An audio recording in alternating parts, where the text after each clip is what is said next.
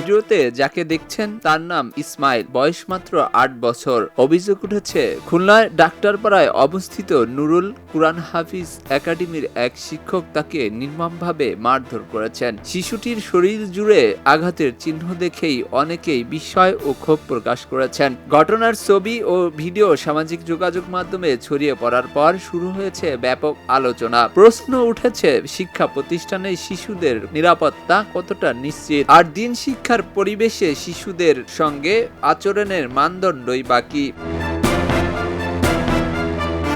দেশে আলিয়া ও কমিয়া ধারার মিলিয়ে রয়েছে হাজার হাজার মাদ্রাসা। এসব প্রতিষ্ঠানে লাখো শিক্ষার্থী পড়াশোনা করছে। তবে সময়ে সময়ে দেশের বিভিন্ন স্থানে কিছু মাদ্রাসার শিশু নির্যাতন, শারীরিক শাস্তি কিংবা যৌন নিপীড়নের অভিযোগ সামনে এসেছে। প্রতিটি ঘটনার পরই জনমনে উদ্বেগ তৈরি হয়, শিশুরা আসলে কতটা নিরাপদ।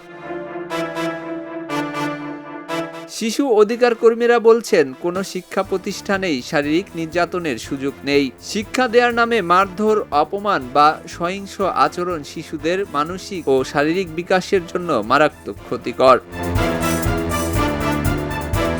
এদিকে ইসমাইলের ঘটনার সুষ্ঠু তদন্ত ও দায়ীদের বিরুদ্ধে আইনগত ব্যবস্থা নেওয়ার দাবি জানিয়েছে স্থানীয় সহ সচেতন মহল। তাদের বক্তব্য, অপরাধী যেই হোক, কোনো অবস্থাতেই শিশুর নির্যাতনের দায় এড়াতে পারে না।